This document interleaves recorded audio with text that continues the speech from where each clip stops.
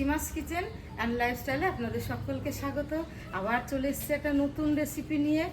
আজকে আমি এখানে দেখুন কত সুন্দর একটা টাটকা কুমড়ো, বড় কুমড়ো থেকে পিসটা কেটে নিয়ে এসেছে আপনাদের দাদাভাই বাজার থেকে।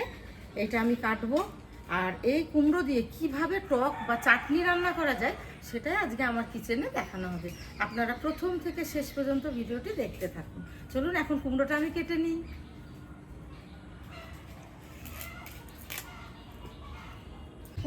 কুমড়োগুলো প্রায় শেষের দিকে কাটা হয়ে আসলো।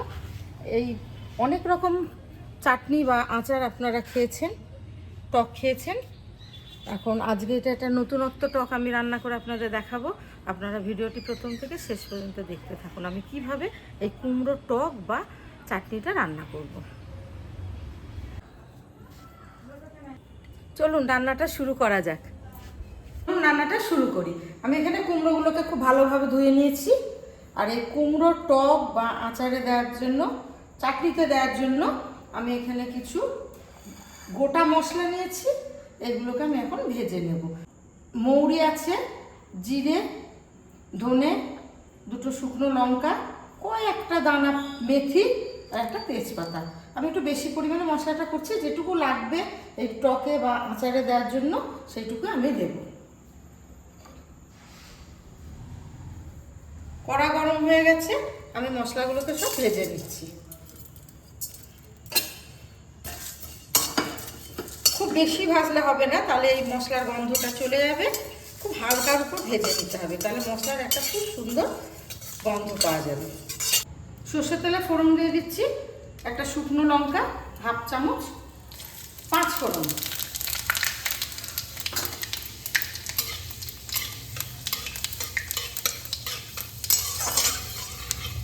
পাঁচফোড়ন থেকে খুব সুন্দর একটা গন্ধ আসছে। এবার আমি ধুয়ে রাখা কুমড়োটা এর মধ্যে দিয়ে দিচ্ছি।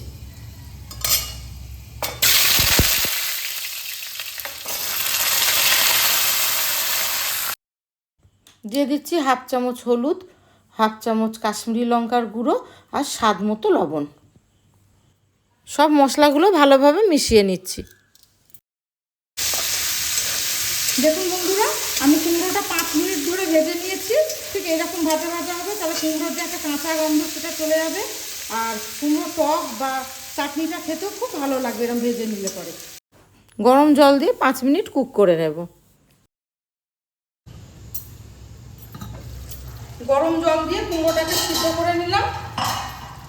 দেখুন বন্ধুরা, সিদ্ধ হয়ে গেছে। এবার আমি এর মধ্যে কুমড়োর চাটনিটা বানানোর জন্য দিয়ে দেবো চিনি। চিনিটা আপনারা নিজেদের প্রয়োজন মতো দিতে পারেন, যে যতটা মিষ্টি খেতে পছন্দ করেন।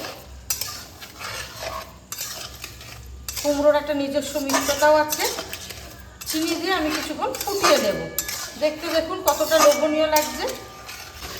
চিনিটা গলে গেছে।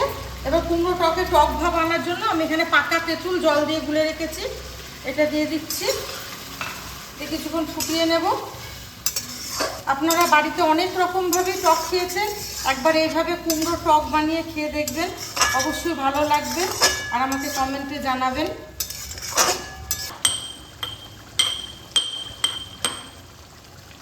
কুমড়ো টক একদম রেডি। এবার উপর থেকে সেই ভেজে রাখা মশলাটা আমি ছিটিয়ে দিচ্ছি। এই মশলাটা দিলে কুমড়ো টকটা খেতে খুব ভালো লাগে। দেখুন বন্ধুরা, কত সুন্দর সিদ্ধ হয়েছে কুমড়োটা, দেখতেও কতটা লোভনীয় লাগছে। কুমড়ো টক একদম রেডি। একবার হলেও এইভাবে বানিয়ে খেয়ে দেখবেন বন্ধুরা, খুব ভালো লাগবে কুমড়োর টক। ভিডিওটি ভালো লাগলে লাইক, কমেন্ট, শেয়ার করবেন এবং এই চ্যানেলটিতে অবশ্যই সাবস্ক্রাইব করবেন। আবার নতুন ব্লগে আপনাদের সঙ্গে দেখা হবে।